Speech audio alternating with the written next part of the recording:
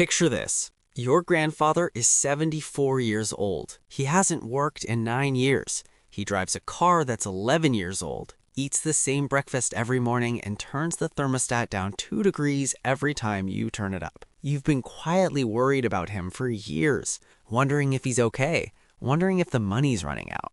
Then he dies, and you find out he had more money at 74 than he had the day he retired. How is that even possible? My name's Nate, and today we're going to talk about something that almost nobody in personal finance talks about, because it breaks every story we've been told about retirement. There are people out there who stop working, stop earning a paycheck, and somehow end up wealthier than when they started. Not because they got lucky, not because they had a secret trust fund, but because of something that happens quietly inside their brains that most people will never understand. If you've ever wondered why some retirees seem to effortlessly glide into wealth while others are eating canned soup and praying the furnace doesn't break, hit that subscribe button and give this video a thumbs up if it ends up changing the way you think about money and retirement. Because what we're about to get into is backed by actual data, and it's going to make you question everything. Let's start with what should be mathematically impossible. The standard theory, the one they teach in economics textbooks, the one financial advisors have been preaching for 50 years, says that retirement works like a bathtub. You spend your whole working life filling it up. Then you retire, pull the plug, and slowly watch the water drain until the day you die. Ideally, you time it perfectly. You drain the last dollar on the last day. Clean, efficient, done. Except that's not what's actually happening. Researchers followed thousands of actual retired households, real people, real bank accounts across the United States and Europe for years. And what they found was so strange that they literally named it the retirement savings puzzle because they couldn't explain it. People weren't draining the bathtub, they were filling it back up. In a major study across multiple European countries using data from tens of thousands of retired households, researchers found that less than half of retired elderly people were even drawing down their wealth at all. Less than half. And the average wealth accumulation rate across retired households? Positive, about 6.6% over just 3 years. These people are retired, they have no salary, and their net worth is growing. In Denmark, they looked at an entire birth cohort, people born in 1927, and tracked their wealth from age 68 all the way to the year before they died. And for a massive portion of those retirees, wealth increased during that window. Not because of some wild bull market, not because of an inheritance, just accumulation. Quiet, steady, relentless accumulation. And before you say, well, Denmark has great social programs, that must be it, the researchers specifically checked for that. They said the medical expense risk angle doesn't explain this. Something else is going on, something psychological. So let me introduce you to two people. Both retired at 65. Both left their jobs with roughly the same amount of money, about $400,000 in savings, a paid-off house, and Social Security kicking in. Same starting line. Meet Robert.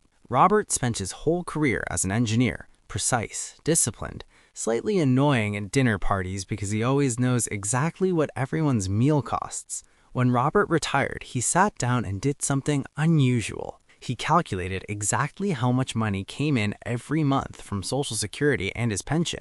Then he decided, before spending a single dollar, that he would not touch his investment accounts unless absolutely necessary. That income was his floor. Everything else was optional. Robert drives a 2014 Honda Accord. It runs fine. He doesn't care what his neighbors think about it.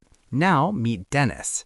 Dennis was a sales manager. Great at his job, loved nice things, worked hard his whole life, and felt like retirement was finally his chance to enjoy it. Dennis figured he had $400,000. Why not live a little? First year, he took a big trip to Europe. Then the kitchen needed updating. Then a new car because, hey, he'd earned it. Then his daughter needed help with the down payment, and he was happy to help because that's what good fathers do. 3 years in, Dennis's $400,000 is down to $280,000. Robert's $400,000 is sitting at $431,000. Same starting point, completely different trajectories. And here's the terrifying part. Dennis doesn't even feel like he did anything wrong. He feels like he lived his life. So what is Robert actually doing differently? Because it's not just he spent less. There's something deeper happening here, and this is where the psychology gets genuinely fascinating. The first thing researchers found is something called the income floor effect. And it sounds simple, but the psychological impact is enormous. When retirees have enough guaranteed income, Social Security, a pension, or an annuity to cover their basic needs without touching their investments, something changes in how their brain processes money.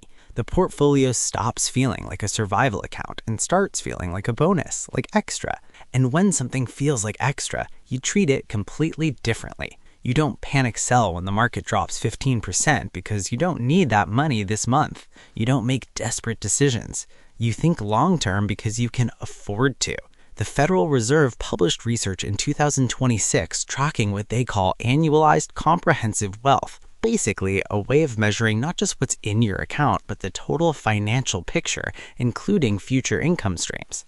And what they found is that the median retiree's comprehensive wealth actually increases throughout retirement.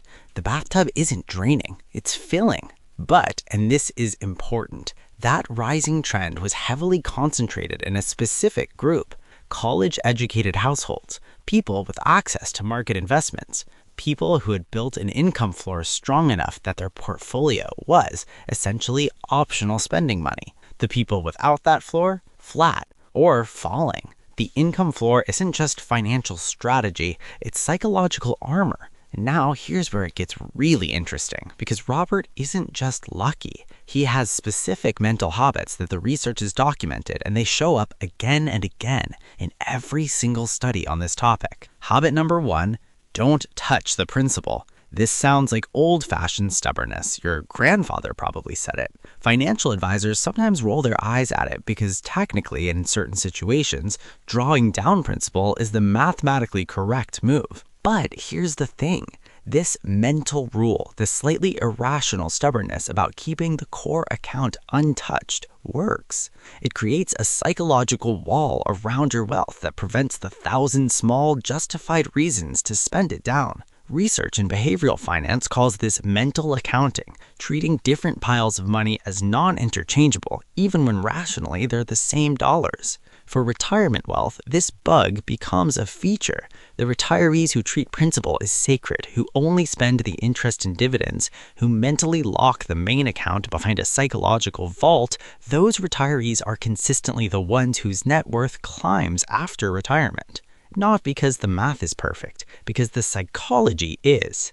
Habit number 2, conscientiousness compounds. Here's a number that stopped me when I read it. Research using decades of data from the Health and Retirement Study, one of the most comprehensive retirement research databases that exists, found that a 1 standard deviation increase in conscientiousness is associated with roughly a 12% higher ratio of wealth to lifetime earnings.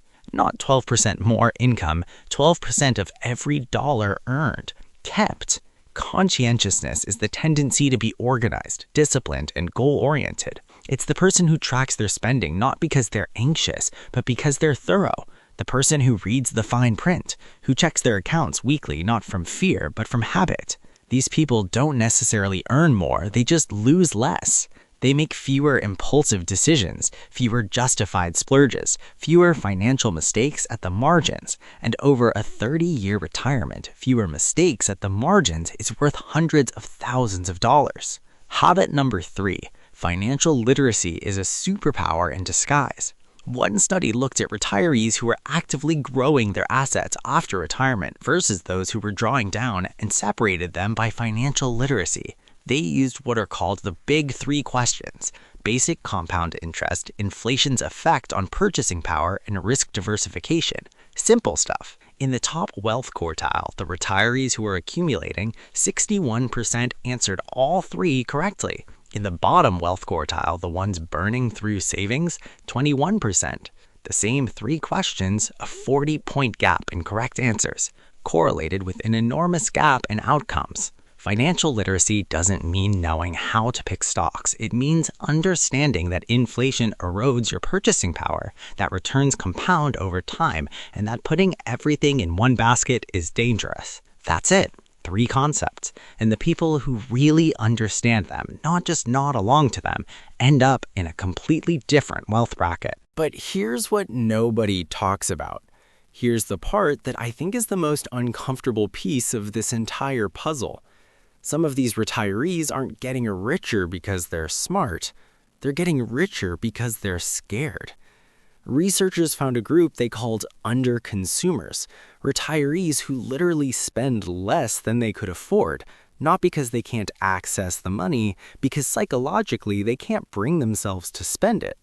Loss aversion is so strong that every dollar taken out of the account feels like a permanent loss, even as the math says it's completely sustainable.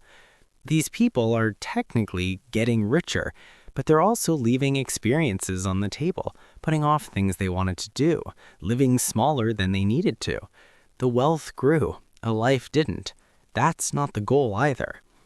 The actual goal, the one the research points to, is what happens when you combine the discipline of Robert with the awareness that at some point the money is supposed to be used, not recklessly, not in a way that leaves you exposed, but intentionally, with a plan, with the floor beneath you and a clear sense of what the money is actually for.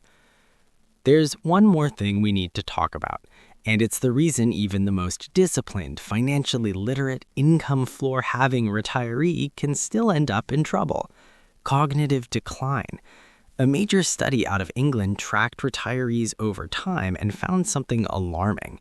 The people who experienced cognitive decline, not dramatic dementia, just the gradual cognitive slowing that happens to most of us as we age, saw their financial wealth fall significantly in the years following that decline.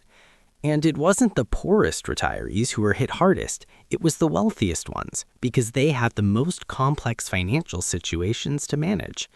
The people with the most to protect were the most vulnerable when their judgment started to slip.